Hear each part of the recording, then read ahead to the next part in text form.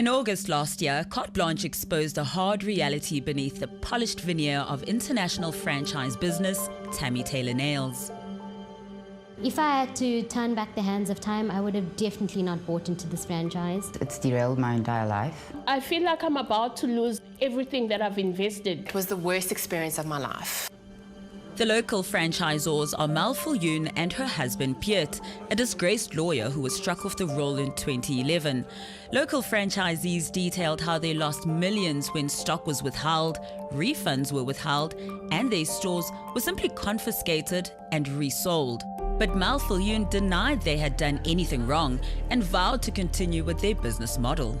We're going to keep selling franchises. We're going to keep taking over stores if people don't pay their fees. That is just the way business is.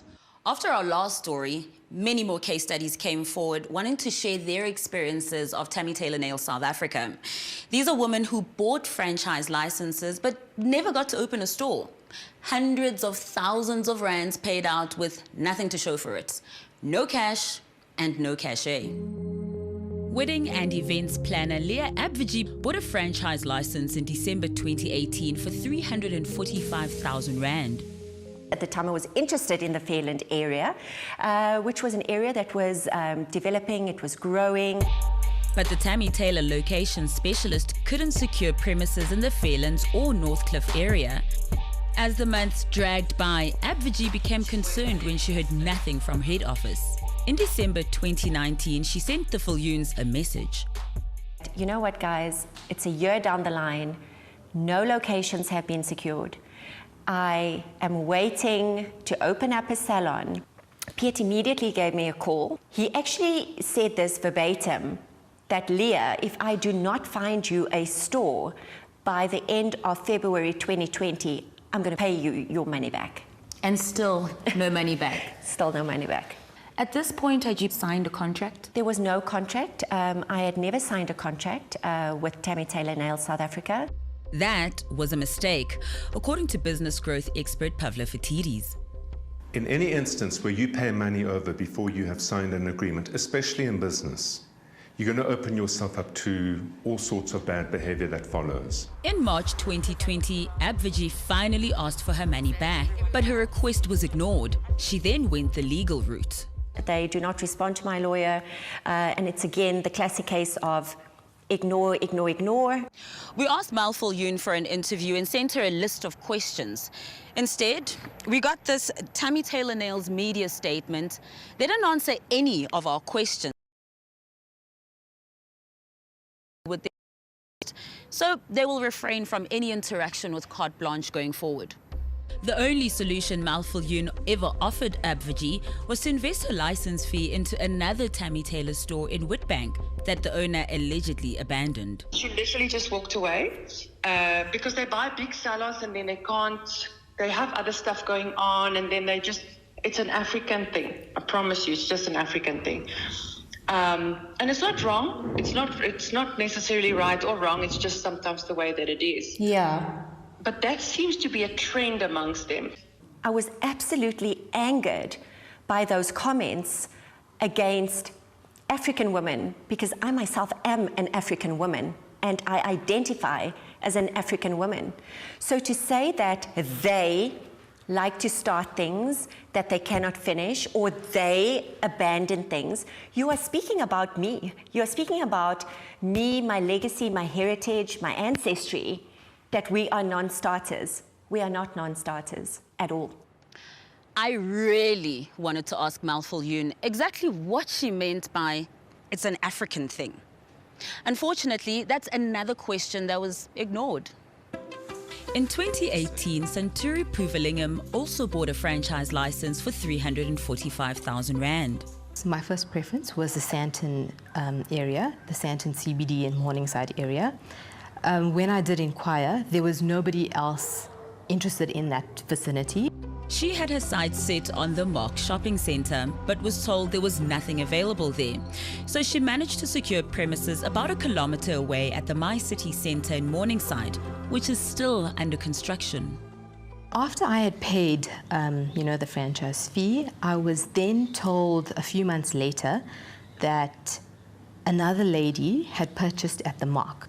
And according to their blank franchise agreement, it was stipulated that they would not open a franchise within a 2-kilometer radius unless it was a major shopping center as defined. Although 𝗀𝗵𝗶𝗶𝗆 claimed the mark was a major shopping center, Sankaree-Govender decided to call it a day and ask for a refund. She's still waiting. We have sent them demand letters. The sheriff has issued them with a summons. However, they have not defended it as yet. It seems all requests for a refund were ignored. Even the sheriff's summons was ignored. As if Sankaree's investment doesn't matter. As if she herself is of no consequence. Again, all of our questions about this were ignored. A legal summons has the opportunity to completely collapse a business. Whether you believe it's legitimate or not, good corporate governance, good ethical practice says you address it immediately. This young franchisee has asked us to protect her identity, so we shall call her Jessica. In January this year, she was invited to 𝗀𝗵𝗶𝗶𝗃 head office for a meeting. 𝗀𝗁𝗃𝗀𝗃𝗃's sales pitch was so impressive that she decided there and then to buy a franchise. They handed me an invoice for the franchise fee, and they kept reassuring me in that meeting that the franchise fee is 100% refundable.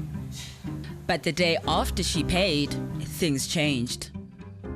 So suddenly different locations were being offered, and the locations I was interested in were not offered anymore.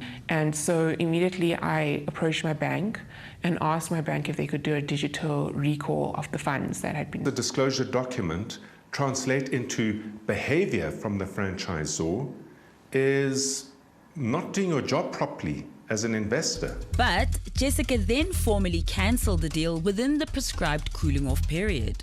Within the 5 days after paying my money to them, I wrote them a formal letter requesting my money back. Did they come back to you? No, they didn't. So I didn't receive a response from them. I then tried calling them and everything just went cold. The Consumer Protection Act specifies very clearly that you've got a 10-day cooling off period. And any franchise agreement has to be aligned to the Consumer Protection Act. Jessica then reached out to 𝗀𝗵𝗶𝗃𝗃 in the USA for help. They replied with a bombshell. They have given 𝗀𝗵𝗶𝗃𝗃 Nail South Africa notice to terminate the master license agreement between Piet and Melanie Viljoen and 𝗀𝗵𝗃𝗃 Nails USA. They sent me 2 letters. The first letter was a notice of audit, requesting copies of bank statements, financial statements, tax returns, contracts, and other documents. Piet and Mel Viljoen were given till the end of October last year to comply with the audit. Guess what they did? They ignored it. For 4 months, they didn't respond to 𝗀𝗵𝗃𝗃𝗃 in the US. And then, things got serious. The second letter was dated 18th of February 2021.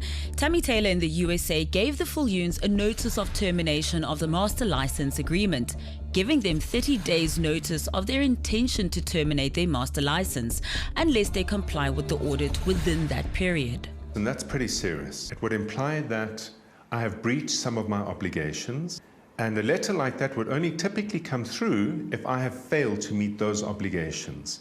It would suggest a pretty material breach.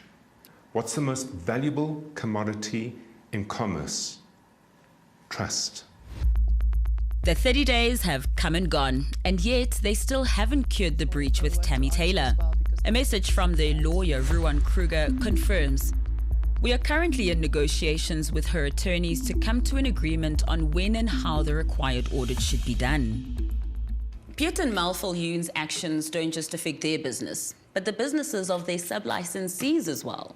According to the 𝗀𝗵𝗃𝗃𝗃 Nails website, there are 46 franchise stores in South Africa. That is a substantial investment by dozens of women who stand to lose everything should the master license agreement be terminated.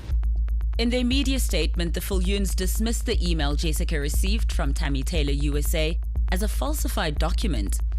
They also claim recent communication confirms the continuation of their distribution agreement, but the heavily redacted letter they provided did not confirm this at all. So we asked for confirmation from the original letter. Instead, they provided copies of recent stock orders placed and shipped to South Africa as proof. But they also claim there has never been any intention to terminate the business relationship between them and Tammy Taylor USA. That's clearly not true. So we decided to visit the 𝗶𝗆𝗆s and show them the 30-day notice of termination letter. How are you? Good, thank you. We're looking for Piet or Mel 𝗶𝗆𝗆s. Are they around? No. Do you know when they'll be in? As strong women, as empowered women, as intelligent women, as African women, we are not going to simply abandon or simply back away. We do not condone that. We are strong, and we will see this thing through.